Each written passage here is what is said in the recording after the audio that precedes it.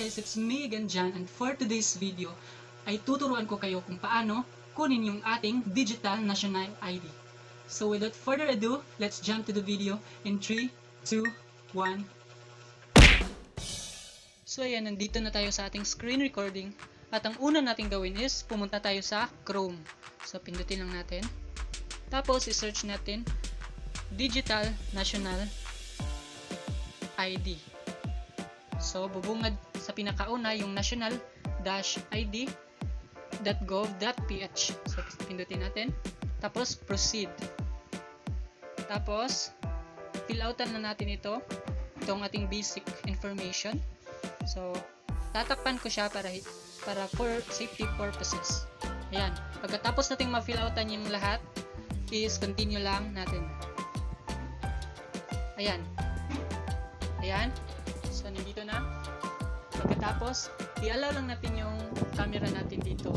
May magpa-pop up dito na permission to use your camera. So, i-allow lang natin para mapunta tayo dito sa step na to. So, sa akin, meron naman eh. So, hindi na dapat mag-allow. Yan, scroll lang natin pababa. Tapos, start liveness. Yan. Yan. Hold still. Dapat nakaharap yung ano natin. So yan. Congratulations! You have been successfully verified. You can now view your national ID.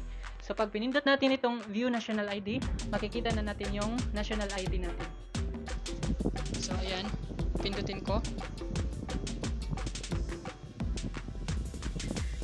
Ayun! Yan na yung national ID natin.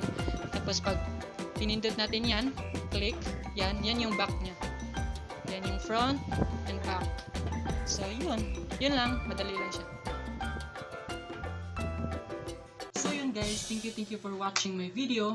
At sana po ay nakatulong yung video sa inyo. At kung nakatulong nga yung video, maaari po kayo mag-subscribe at i-click ang notification bell para bongga na.